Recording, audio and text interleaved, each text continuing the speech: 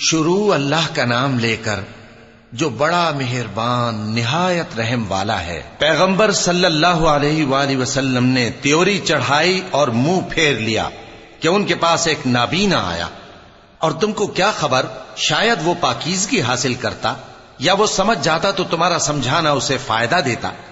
اب وہ جو پرواہ نہیں کرتا سو اس کی طرف تو تم توجہ کرتے ہو، حالانکہ اگر وہ نہ سنورے تو تم پر کچھ الزام نہیں۔ اور وہ جو تمہارے پاس دوڑتا ہوا آیا اور وہ اللہ سے ڈرتا بھی ہے تو اس سے تم بے رخی کرتے ہو۔ دیکھو یہ قرآن نصیحت ہے، پس جو چاہے اسے یاد رکھے، قابل ادب ورقوں میں لکھا ہوا، جو بلند مقام پر رکھے ہوئے اور پاک ہیں، ایسے لکھنے والوں کے ہاتھوں میں ہیں جو بلند مرتبہ اور نیکوکار ہیں۔ انسان مارا جائے، یہ کیسا ناشکرا ہے۔ اسے اللہ نے کس چیز سے بنایا؟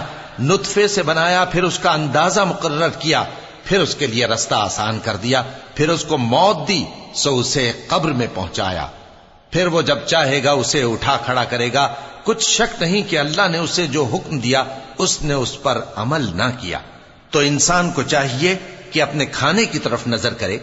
بے شک ہم ہی نے پانی برسایا، پھر ہم ہی نے زمین کو اچھی طرح پھاڑا، پھر ہم ہی نے اس میں اناج اگایا اور انگور اور ترکاری اور زیتون اور کھجوریں اور گھنے گھنے باغ اور میوے اور چارہ، یہ سب کچھ تمہارے اور تمہارے مویشیوں کے لیے بنایا۔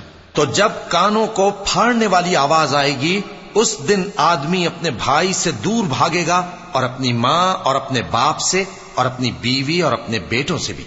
ہر شخص اس روز ایک فکر میں ہوگا جو اسے سب سے بے نیاز کر دے گی۔ اور کتنے چہرے اس روز چمک رہے ہوں گے، خنداں و شاداں، یہ نیکوکار ہیں۔ اور اس روز کتنے چہرے ایسے ہوں گے جن پر گرد پڑ رہی ہوگی اور ان پر سیاہی چڑھ رہی ہوگی، یہی لوگ ہوں گے انکار کرنے والے بد کردار۔